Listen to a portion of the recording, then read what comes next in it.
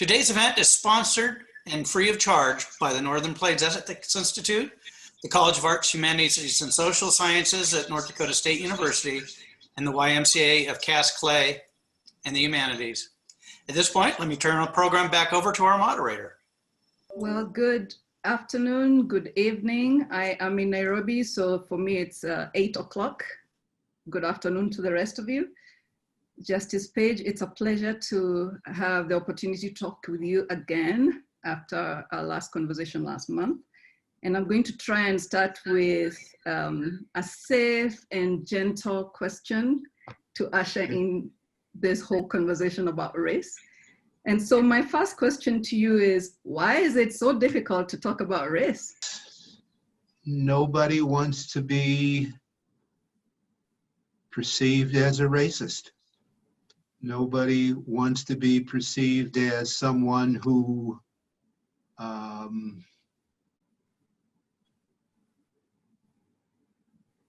has any bias.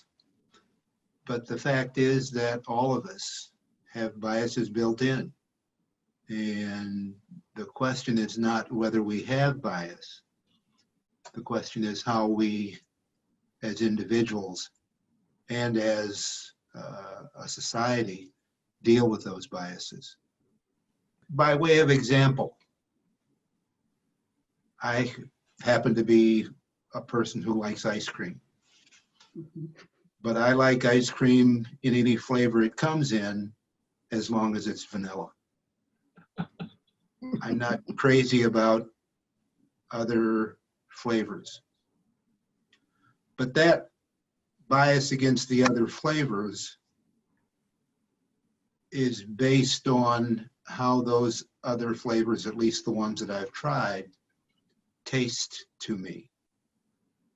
Not based on what others, some perception that I may have, based on some stereotype that may exist about all those other flavors of ice cream. And so that's when I say it's, that we all have biases, we do. There are people we like and people we don't like.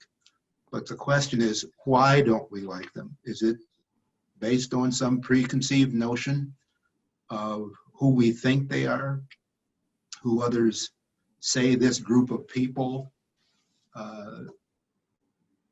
have certain characteristics, or is it because of the actual person? And for most of us, since we haven't, we don't necessarily come in contact with everybody else, there is a tendency to pick up on those stereotypes. So we see somebody who we perceive to be African American, and we adopt all those stereotypes, even though that person, there's no basis in fact for applying the stereotypes to that person. So have you had to overcome any such stereotypes as a African American man in the USA? Of course. There is the stereotype of the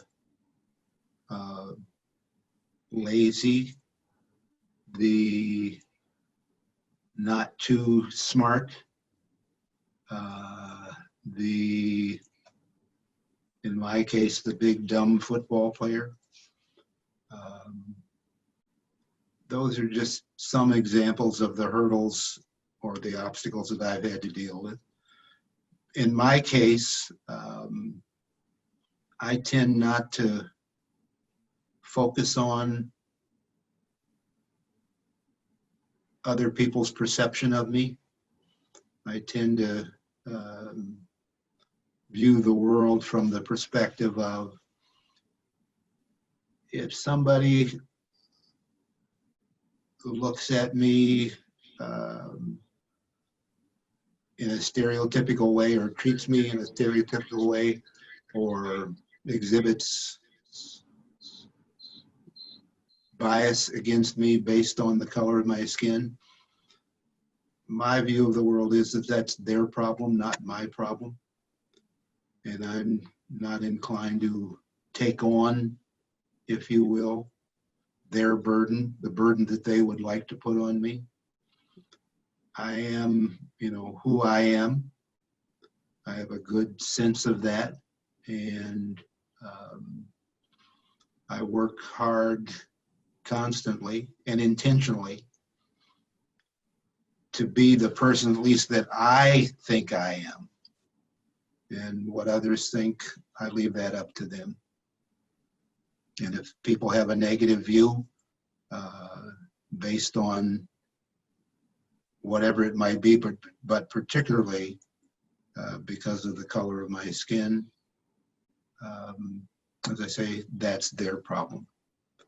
I think we all have to figure out how we judge people on what they do,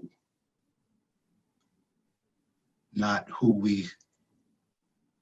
what we think they will do or who we think they are. And until we get to know each other, that's pretty hard to do.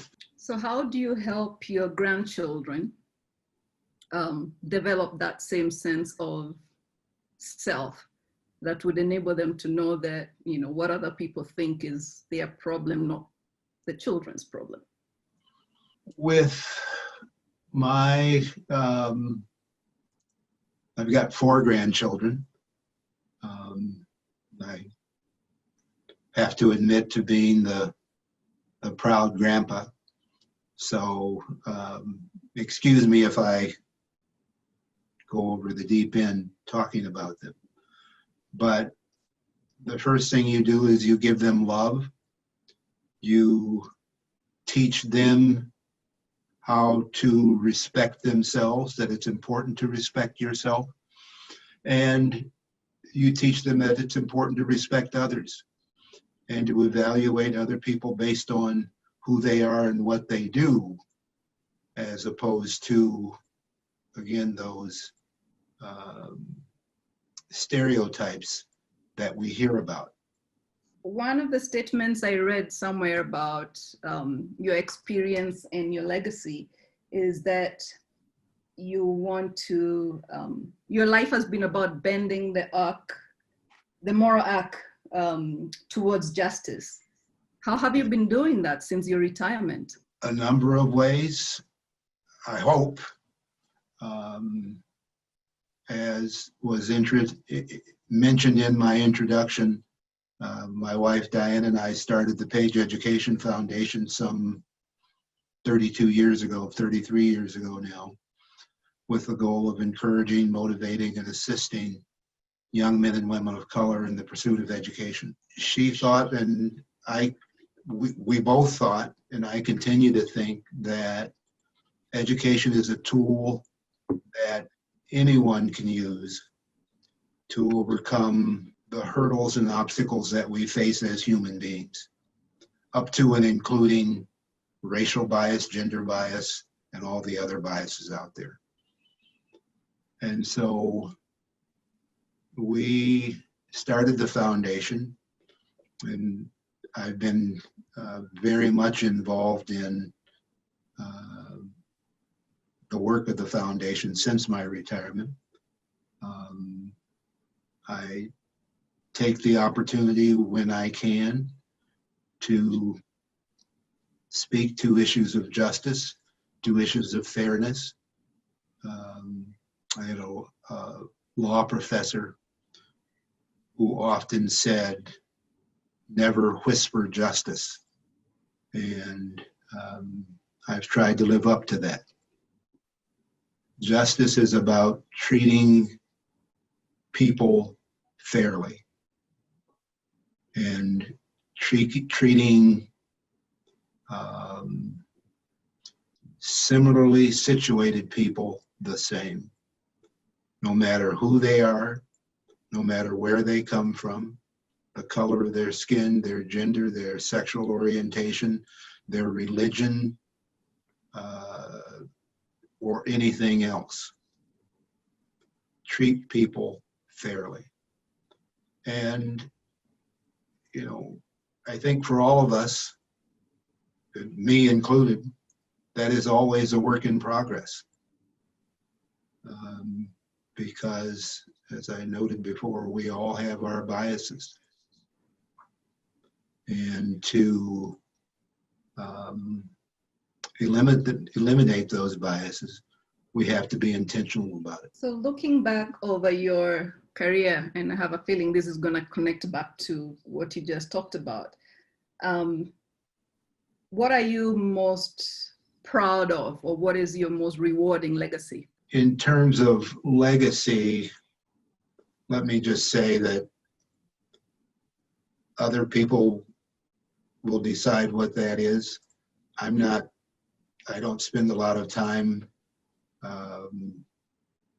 worrying about or thinking about how others will perceive what I've done or who I am or what I've been. I think legacy, at the end of the day, is about the people we touch. And my goal has always been to connect with people in a positive way, to lift people up rather than hold them down. One of the things we do with the foundation, our goal is to lift people up, not filter them out. So we call our grant recipients paid scholars. And I should note that we require our paid scholars. We provide them financial assistance, but we also require them to serve young children kindergarten through 8th grade, specifically in the area of education, as tutors, mentors, and role models, so that those young children can see somebody who looks like them, who maybe is from their neighborhood, using education as that tool that I talked about to achieve whatever their hopes and dreams may be. Oh, I see. And yeah, no, I do. I had to scroll down. I just think that in terms of how people see me, hopefully they see me as I noted, somebody who works to lift people up, not hold others down, to create up somebody who works to bring people together, not separate them, somebody who believes and understands, at least I understand, that we all do better when we all do better, that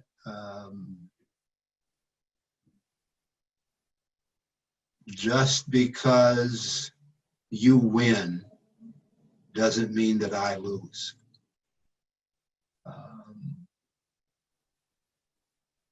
So I mean, that's kind of how I view legacy, and you know, people will see in me and what I've done for whatever they see.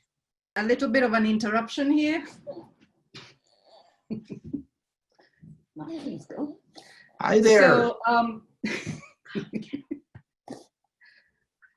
so if you could live your life over, is there anything you would do differently? And if so, what? You know, I'm not one to look in the rearview mirror other than to see how I can go forward.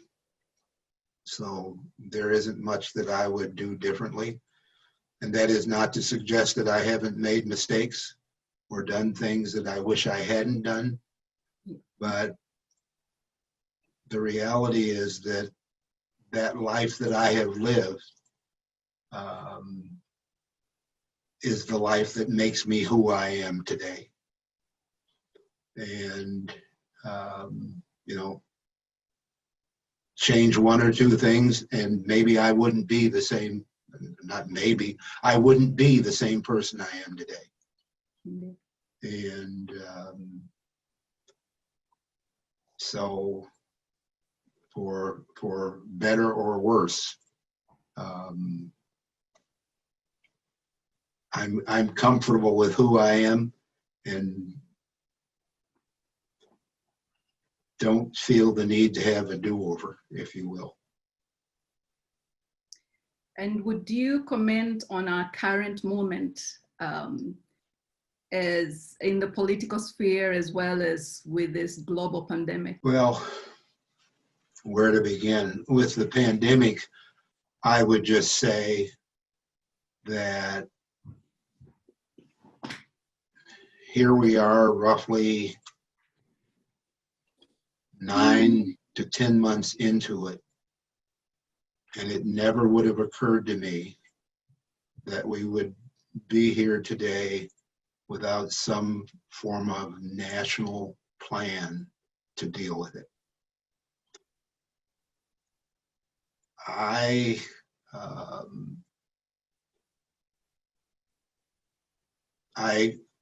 don't understand that.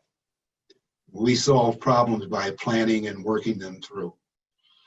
And we solve local problems that way. We solve regional problems that way. We solve national problems that way. Indeed, I would hope we would solve global problems that way. The reality is that this is a global problem. The pandemic is, and is certainly a national problem. And I don't want to be political because I don't think politics has a place here. But that said, the lack of leadership, national leadership, is stunning. We have 50 states scrambling to do the best that they can do, all of them doing something slightly different. And as a result, you know, when we get some semblance of control of the pandemic over here, being this way, when we do that, it pops up over on the other side. And in some respects, that's due to the fact that, you know, everybody's doing something different. There is no coordinated effort. I don't know that in my lifetime I've ever seen us as a nation take on a national problem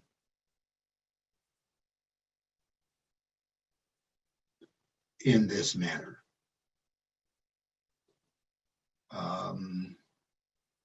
And with respect to where we are politically, I will only say this. We are all entitled to our own opinions about what's going on and where things are. We are not entitled to our own facts. And there's more than, I mean, I believe in a strong and robust debate about the inferences to be drawn from the facts. But we can't have a debate about, once the facts are established, that they don't exist. And the reason for that is that the thing that binds, I think, human beings together, at least one of the important things that bind human beings together, is to be able to trust one another. Without trust, I think we have nothing. And when we mislead each other, when we lie to each other, when we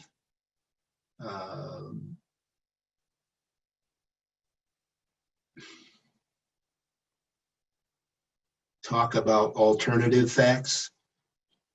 I mean, that is a recipe for disaster.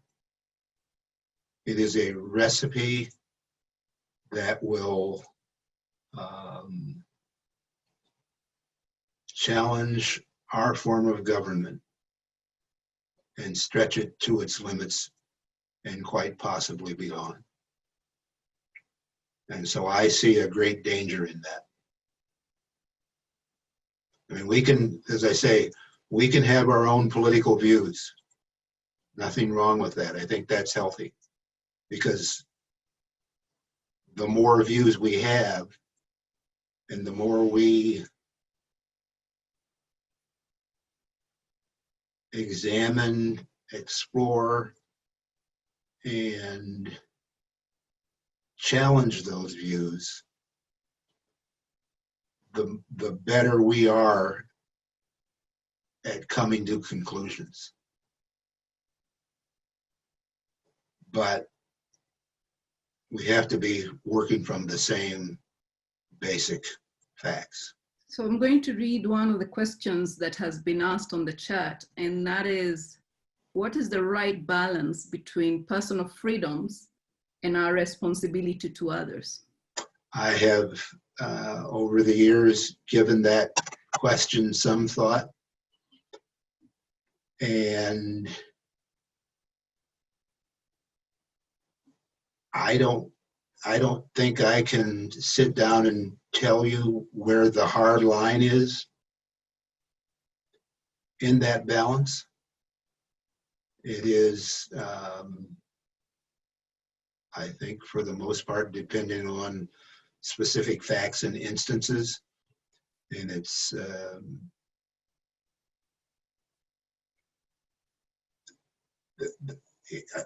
I suppose the line, where the line intersects between harm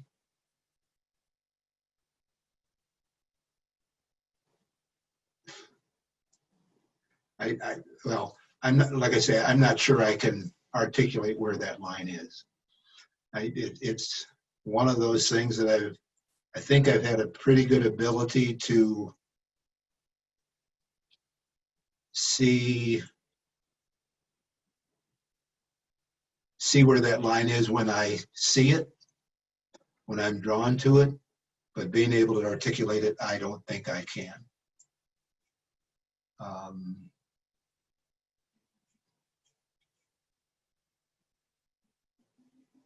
Obviously, we have a responsibility to ourselves, but we also have a responsibility to the community that we exist in, and that is the world community, quite frankly. And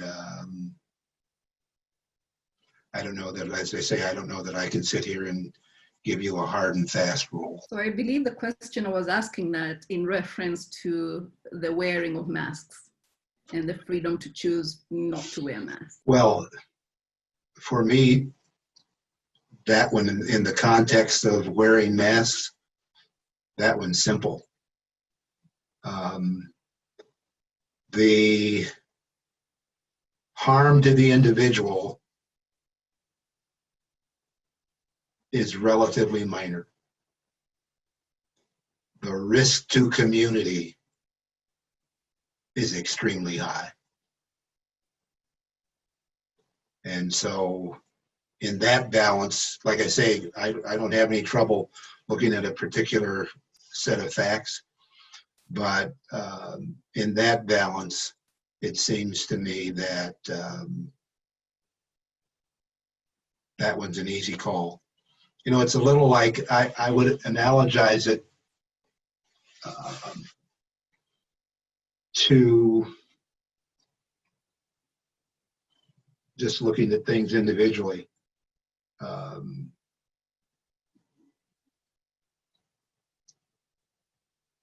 have talked about my 4 grandchildren, and we have a lake place and we go out on our pontoon. Now, our rule is that anybody on the pontoon has to have a personal flotation device, a life jacket. There are those who say, that's uncomfortable, that's inconvenient, I don't want to do that. Well, in that case, maybe the risk of needing the life jacket is low, but the harm, if you do need it and don't have it, is extremely high. And, you know, individuals can make that decision on their own for better or worse, because it really puts them and maybe to some limited degree a few other people at risk. But when I think the evidence, I think the facts are that the use of masks reduces the transmission of the virus, both to the person wearing the mask and to those people around. And so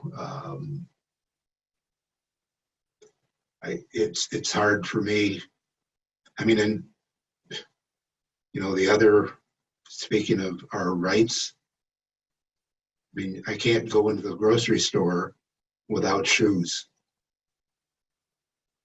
They won't let me in. What's the difference? I fail to see it. Maybe somebody can explain that to me, but I fail to see it. Looking back over your life then, what would you say have been the guiding values that have been a beacon of light for you? The guiding values for me,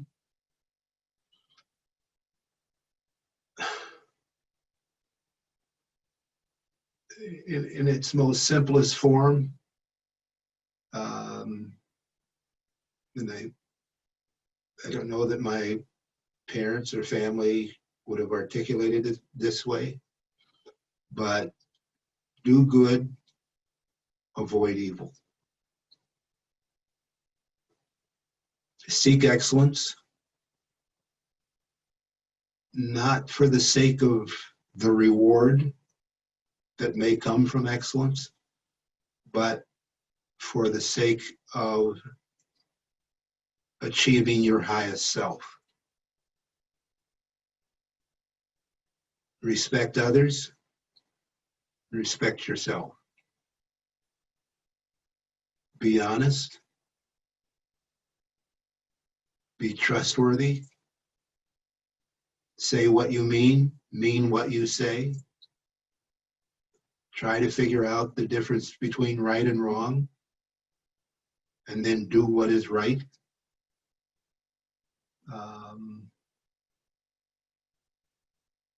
And treat everyone fairly.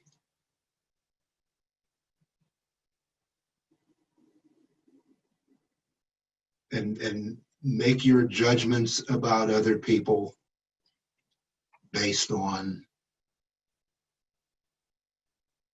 their conduct and not on some stereotype. I have to say that when I was young, one of the real eye-openers for me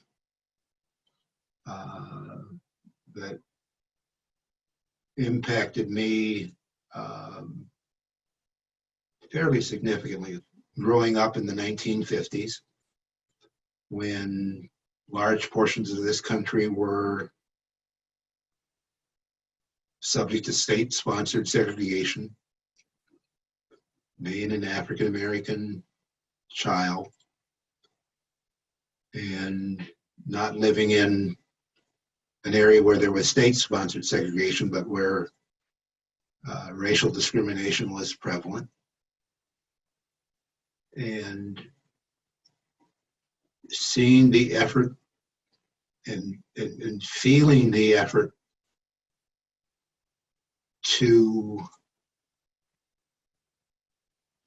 overcome that discrimination and feeling the hurtful, that sense of hurtfulness that you get from discrimination.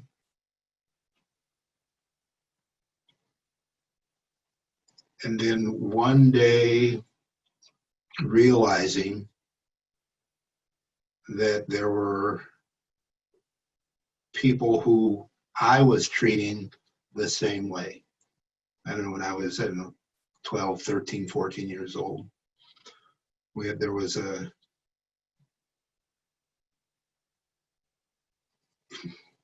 boy in the neighborhood who acted, whose mannerisms were effeminate, and everybody teased him about being gay. And one day the light went on for me. Don't ask me why or how, but the light went on for me that if I expect other people to treat me fairly, how can I possibly be treating somebody else unfairly? Discriminating against them for who they are, not what they do. That experience, as I say, as I look back on it, thank goodness I had that revelation, if you will. But when I think back on it now, it makes me almost sick to my stomach to think that,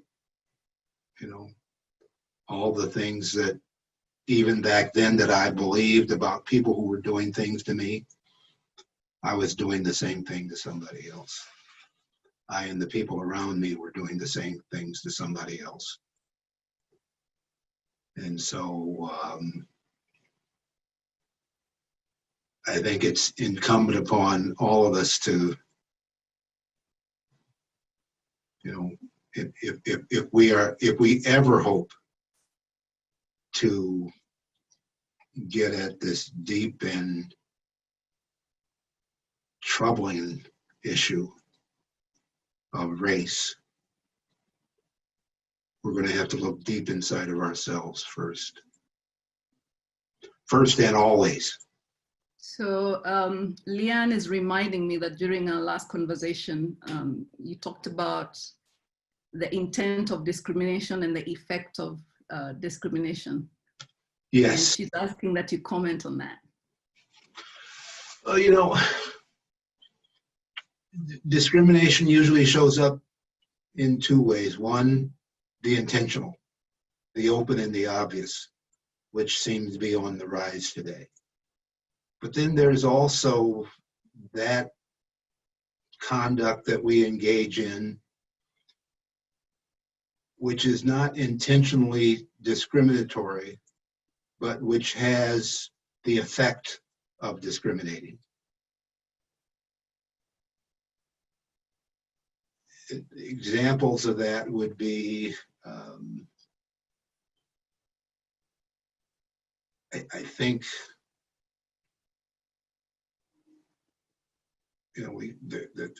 today we talk about white privilege. Whatever that privilege may be,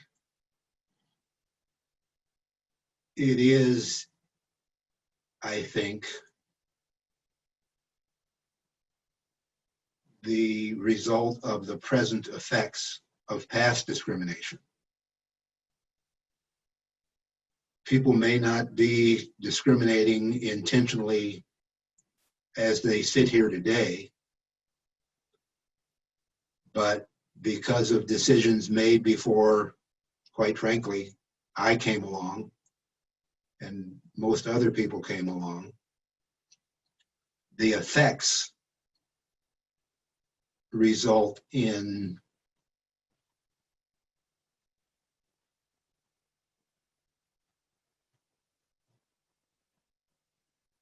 unintentional discrimination. And you think back, just thinking about the law. The law is grounded on decisions that have been made in the past. We use those decisions as the sort of the foundation of our law. And you think back, our country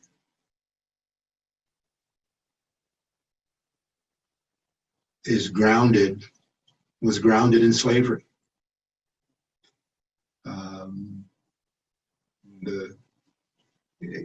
It's Article 1, Section 2, I think.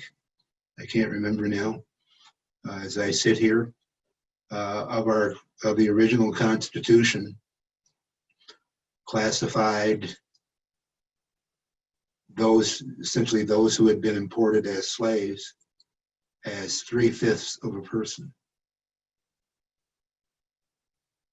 Our law for the next, I don't know how many years, was developed around those principles. And so even when the 13th Amendment came along and abolished slavery, the law, while slavery was abolished, was still grounded in slavery. Same with the 14th and 15th Amendments. We ensured the vote in the 15th Amendment, yet the law with respect to voting even today is grounded in a constitution that, as originally written,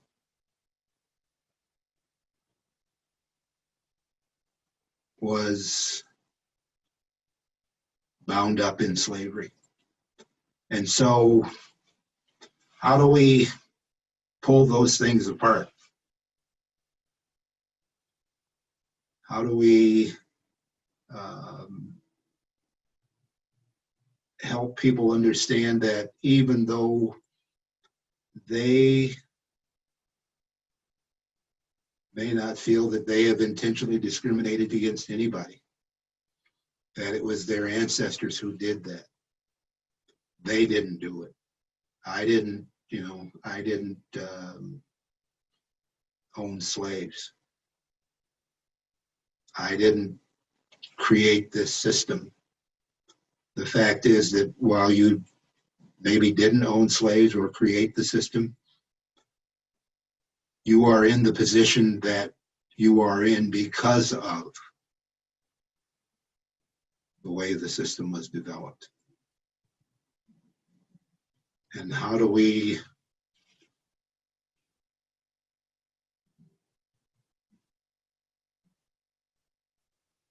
lift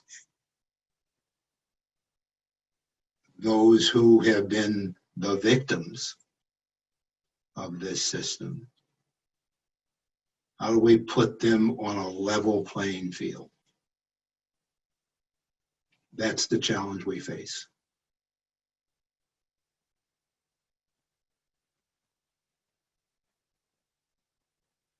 And it, quite frankly, is incumbent upon, again, each one of us and every one of us to look internally, to figure out what role we play and how we can bring about change.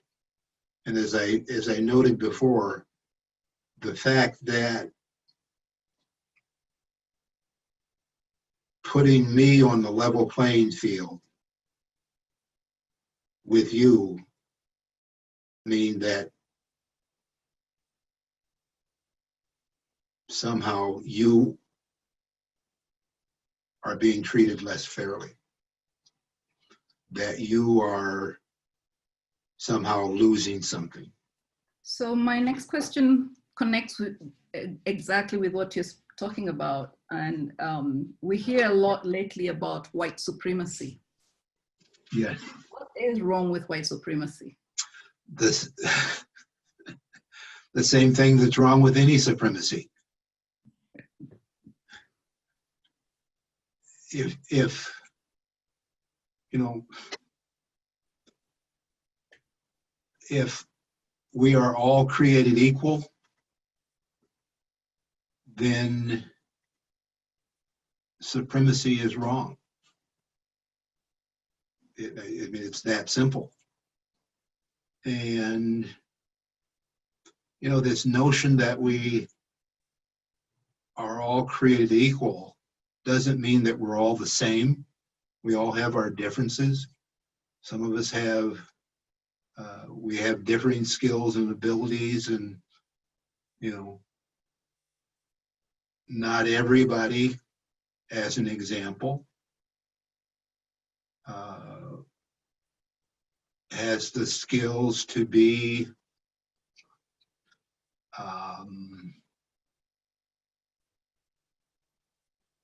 president of NDSU or a Supreme Court justice. But just because you don't have those skills doesn't mean that you're a lesser person. That means that you're just a different person. And we tend to think that, you know, because you're not the all-pro football player, you don't have those skills, that you're somehow lesser. And that's just not the case. You're just different.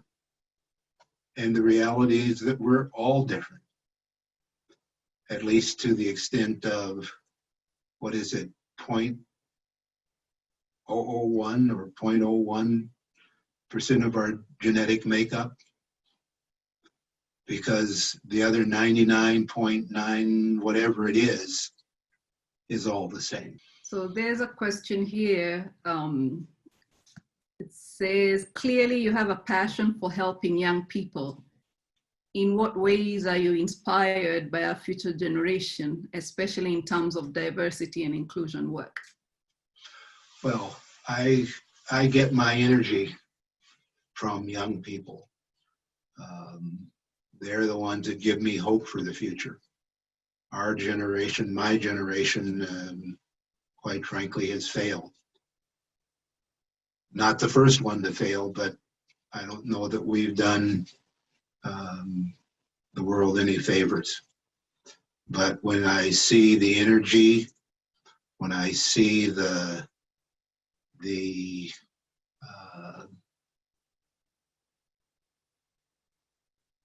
talent and the skills and the hope in the young people that I come in contact with, like I say, it gives me hope for the future. And as I alluded to before, the diversity of who we are as a people makes us all better. And by way of example of that, I would just note that on our Minnesota Supreme Court, the United States Supreme Court had 9, we had 7. Most states have 7 Supreme Court justices. Some have 5. I don't think there are any with 1. And there's a reason for that. Because the more views that you have coming from different perspectives, the richer the thinking is, the better the decision making is, and the better the decisions that get made are. And that applies not just to courts, It applies to classrooms. It applies to business organizations. It applies across the board, that we enrich each other and we actually fail ourselves when we don't enrich each other.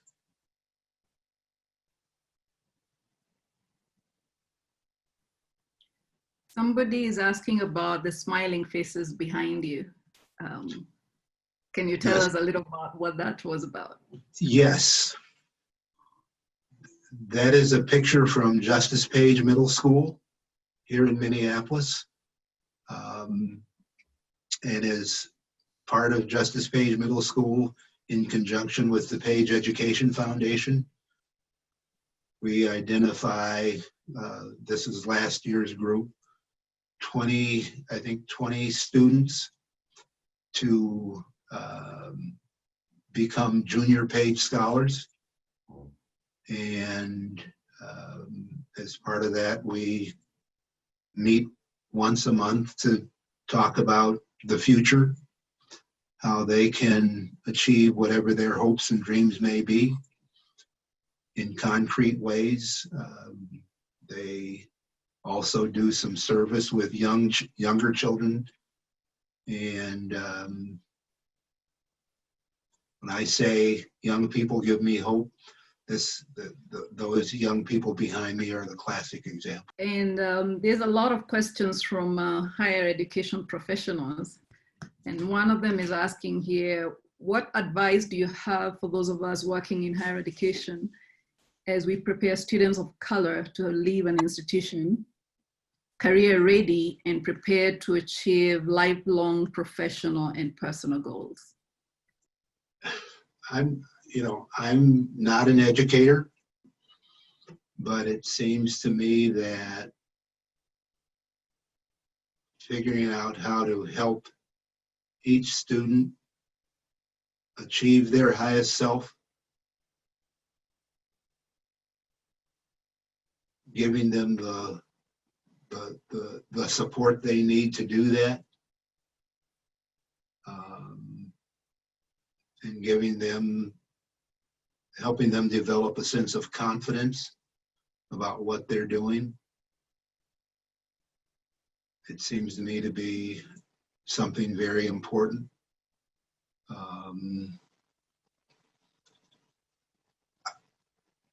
In terms of education generally, and I think it's applicable, quite frankly,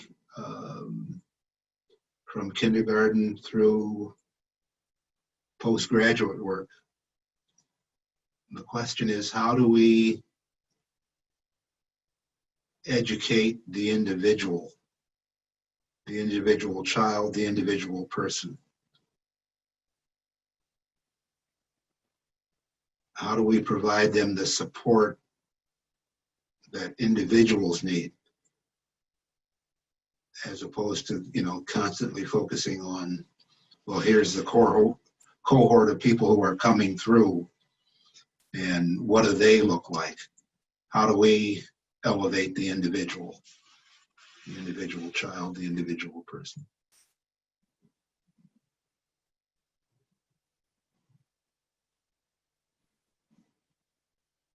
There's a question here about the recent executive order that removes systemic racism from racism teachings. And do you have ideas or suggestions on how to overcome this order, or could it be challenged in the courts?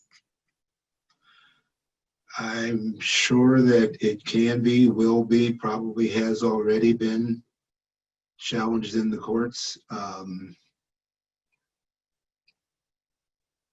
And it is enough to say that I would disagree with the executive order. I think it makes no sense. And there's a question about NFL. I am curious to know your view of how racial attitudes have changed in the NFL since your time with the Vikings.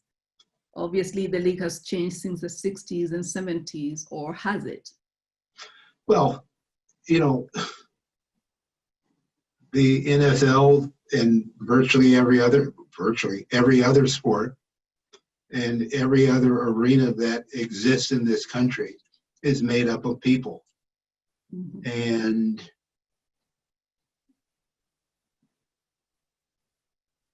the biases, the attitudes, the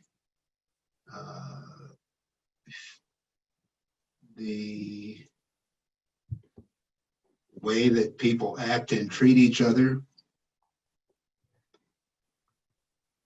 is really what you see in the NFL is just a reflection of what you see in society at large. I don't know that football players are different than anybody else. I don't know that people working in, you know, at Amazon or Microsoft or Google or take your pick are different than anybody else. And so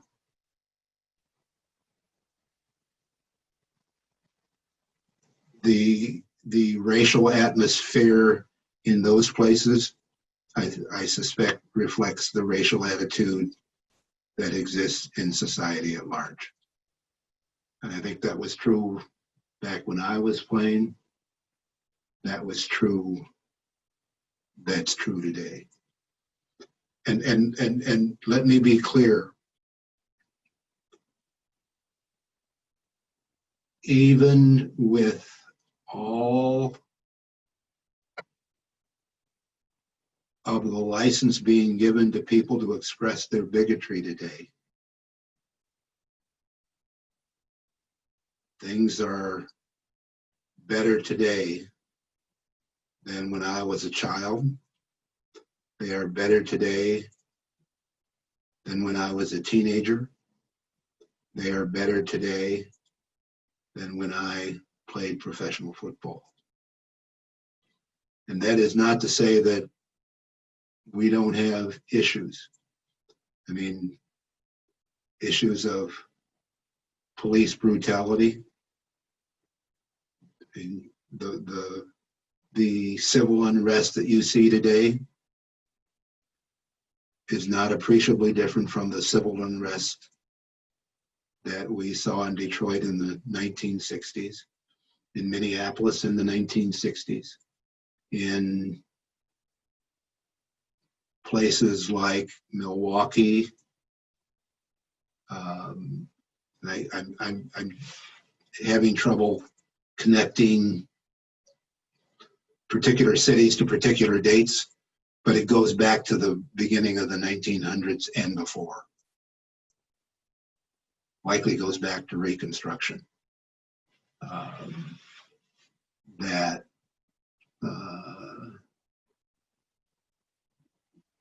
the kind of civil unrest we see today because of racial unfairness is not new.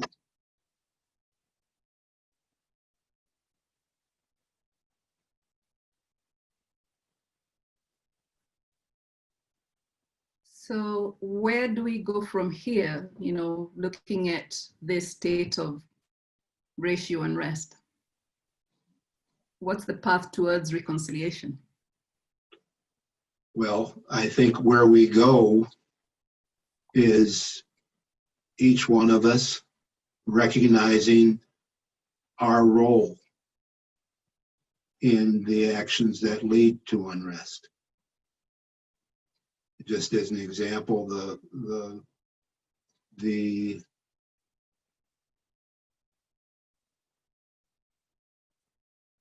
police, the law enforcement actions that underlie much of this unrest is done in our names. It's not done in somebody else's name. It's done in all of our names. Whether you're from North Dakota or Minnesota or Alabama or California or New York, Washington, doesn't matter. It is being done in our names, And it is incumbent upon us, each of us, and all of us, to bring an end to it. And you know, it begins by looking internally. And then intentionally making sure that I keep my own personal biases in check and challenging others when we see their bias coming out. So there's a question here about what your perspective about the whole defund the police movement or efforts, especially in Minneapolis. Well, quite frankly, it's never clear to me what we mean when we say defund the police. I mean, if it means that we just stop having police altogether, that's one thing. I think, quite frankly, what we need to do, rather than talking about, you know, as Americans, we like simple phrases, catchwords. I think we ought to be sitting down to figure out how we stop police misconduct and how we ensure that the police actually protect and serve, how we change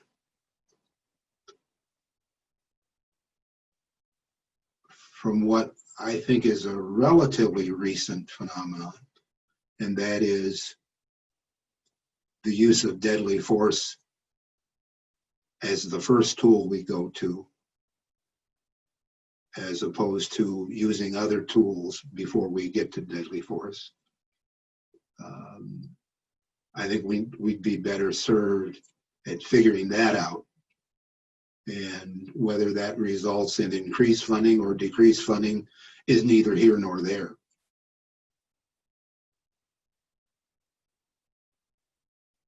We need to figure out how we are going to ensure that as a society, we have rules in place that are enforced fairly, that we ensure that similarly situated people are treated the same, and that the use of force is commensurate to the situation that arises. I mean, when you stop and think about it, people being shot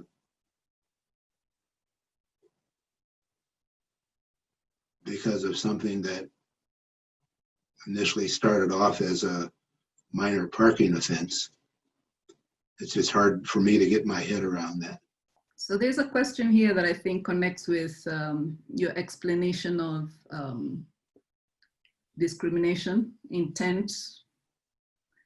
Do you believe the US as a country is still systematically racist? And if so, can you give an example of how or what systems are still racist?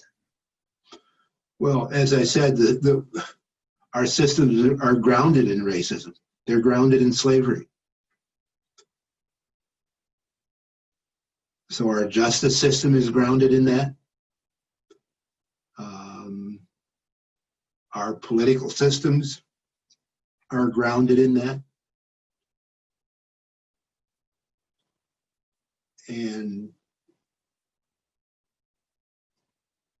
But having identified that, the question isn't, you know, whether they're grounded in it. The question is, how do we unbind ourselves from that grounding? You know, as an example, in the law, as I say, there's this principle of stare decisis. You rely on past decisions. And, you know, when we are addressing whether it's statutory or constitutional, as an example, what the Constitution means, we go back to the words of the founders. And what did they mean? There are two schools of thought. Do you look at the words, what they meant back then, or do the words evolve? Well, currently the general rule, I would say, is we look at the words as they were understood at the time the words were adopted into the Constitution.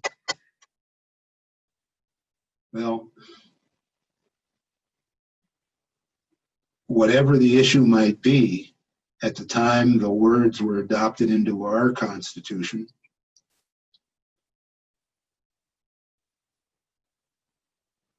they were grounded in slavery. That is a fact. That's not my opinion. That is a fact. And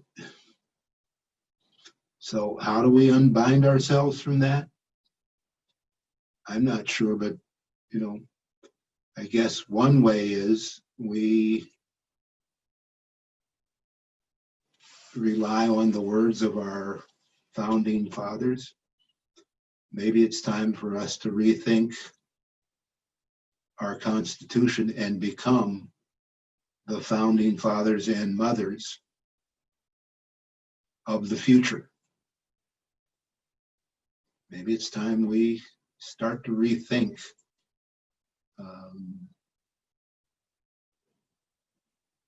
and reimagine what our Constitution should look like, so that they have the meanings that we give to them, not the meanings that come from an era that was all about slavery. Another question here, in terms of your thoughtful statement about truth, how do we regulate the propaganda style of news? Where does the First Amendment present itself in regulation? Well, I mean, the First Amendment allows you to, short of screaming fire in a crowded theater, allows you to say pretty much whatever you want, allows you to lie at will. But that the First Amendment may allow you to do that doesn't make it truth, doesn't make it factual. And I think all of us, it's incumbent upon all of us to understand what the facts are. And that takes some work sometimes. But as I say, once we determine what the facts are, we can have a robust discussion about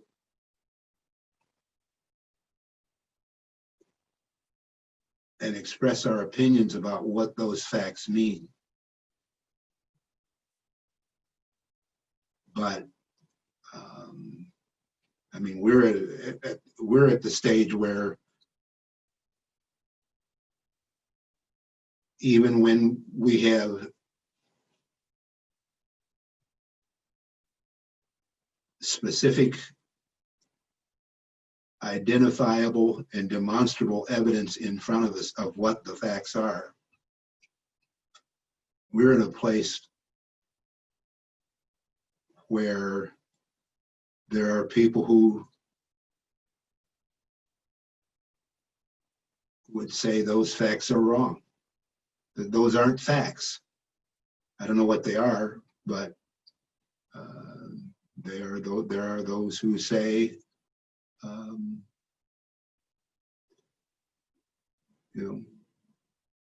your eyes are lying to you, your ears are lying to you.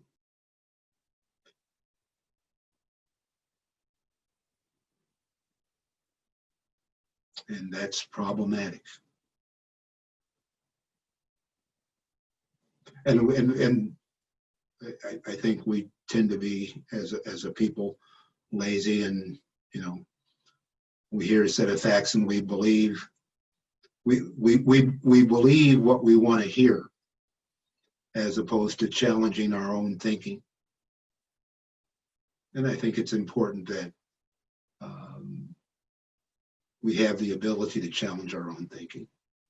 So there is a question here from one of the listeners. You said that leveling the playing field does not mean anyone loses, but doesn't that increase the competition for a limited number of opportunities? Could you repeat that, the second part of that? Doesn't that increase the competition for a limited number of opportunities? There are always going to be a limited number of opportunities. And at least in the context of you're thinking about getting a job, or advancing in some way in an organization, there are limited opportunities to do that. But that said, and given those limited opportunities, doesn't matter. Not everybody's going to be able to take advantage of the opportunity. I mean, that's just the reality.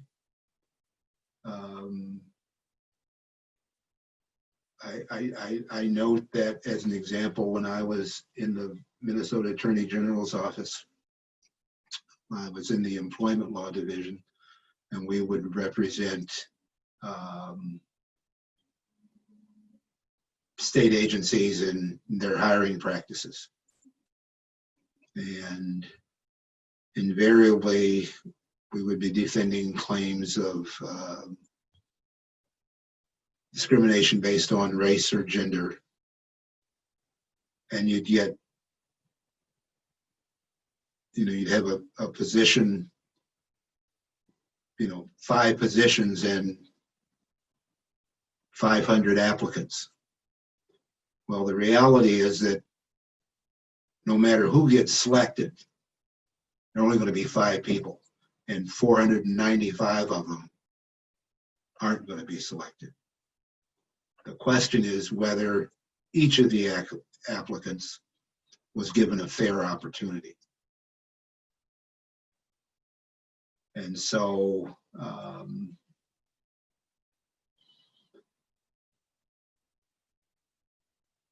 when I talk about a level playing field, I'm talking about, in that context, looking at each one of those applicants, weighing what they bring or don't bring, and not excluding some simply because of their gender or their race or their religion.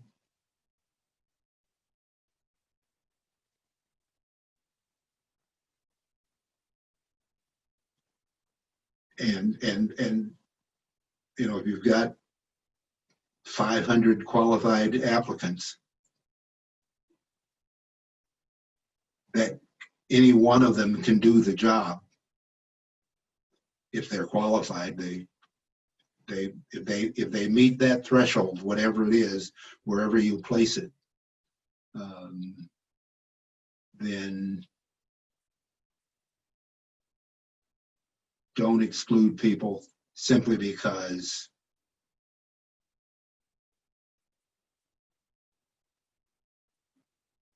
they're different.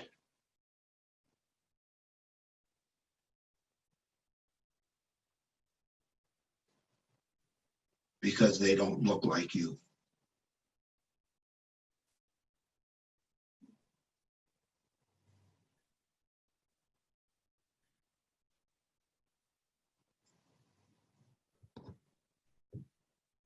There's a question here. At the core of Christian teaching is the golden rule, that is, do unto our neighbor as we would have our neighbor do unto us. Can this core teaching in Christianity be used to provide leverage in gaining justice for people of color? I would think that, you know, treat others as you would be treated. Pretty simple and straightforward.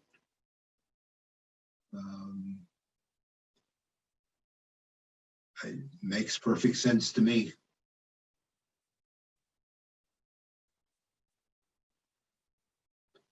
And when I think about my life, I mean, that's how I've tried to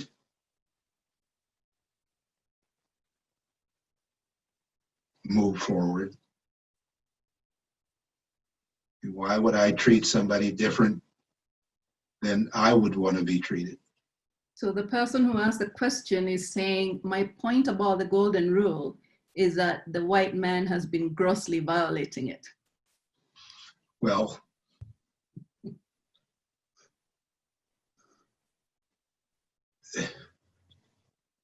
if you take nothing away from what I'm saying today,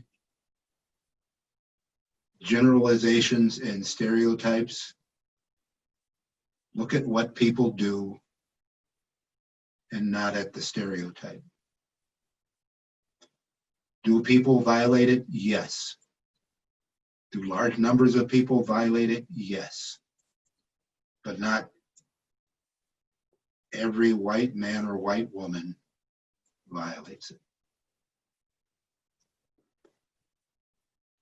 If we're going to get to fairness,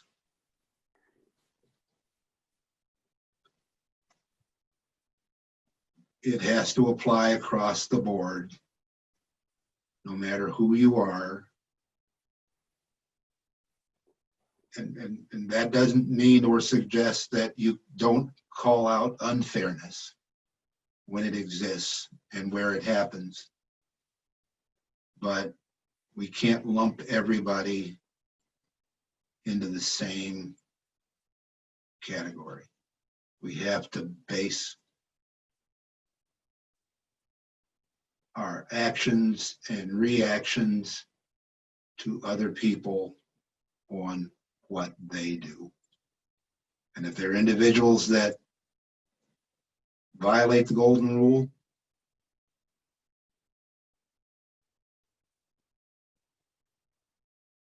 we can address that.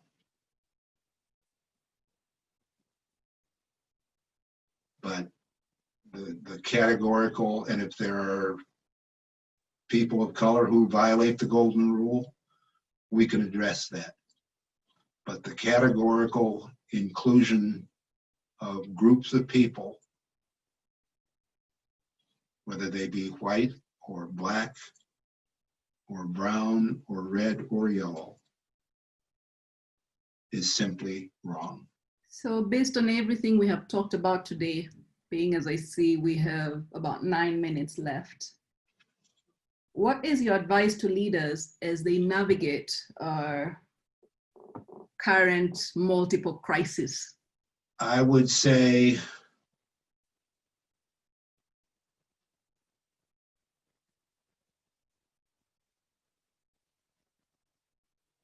in navigating these crises, don't flinch from the truth,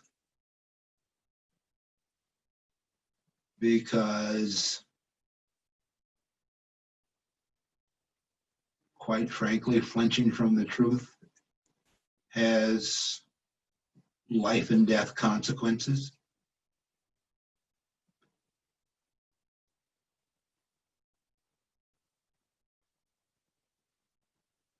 try to figure out what is the right thing to do,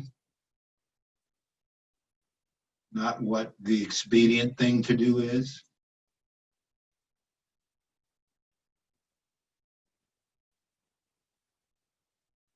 Have some empathy.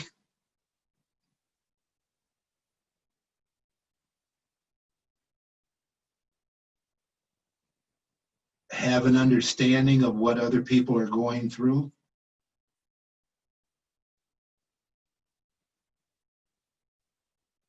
Sit down and with people and work through the problem. None of us have a monopoly on the right idea. And indeed, sometimes the ideas that we don't want to hear about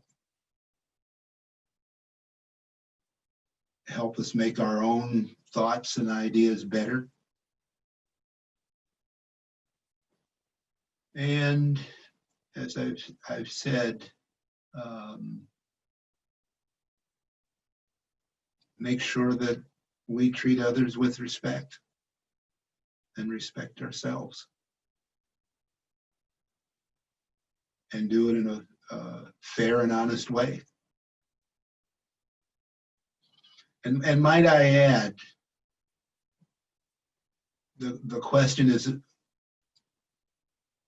about leaders.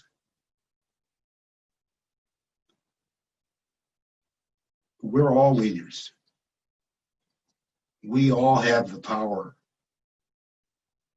whether it be in big ways or small ways,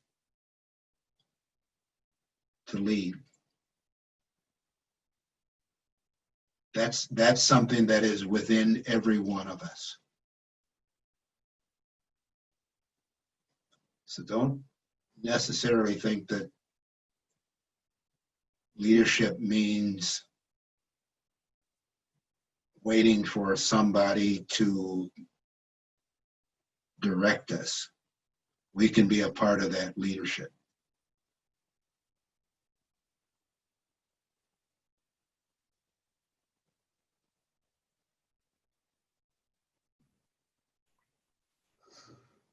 Any final thoughts?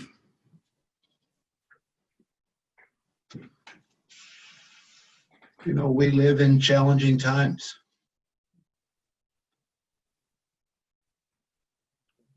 But if we understand that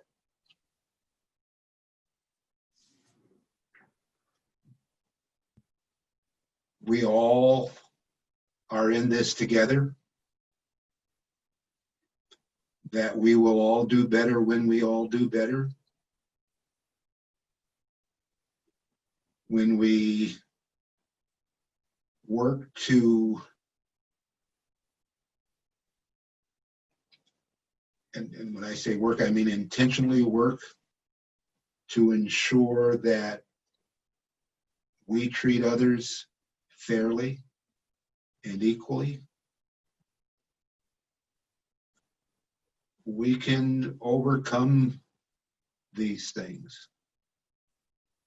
We can,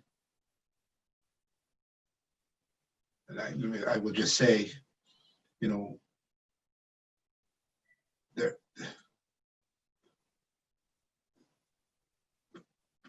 one of the things I alluded to earlier was the lack of planning. Process matters. There are ways to get things done. And working through a process to bring about change, we can all be part of that, and we need to be a part of that. We also, in terms of how we live together, we've got to stop segregating ourselves in our workplaces, in our schools, in our communities,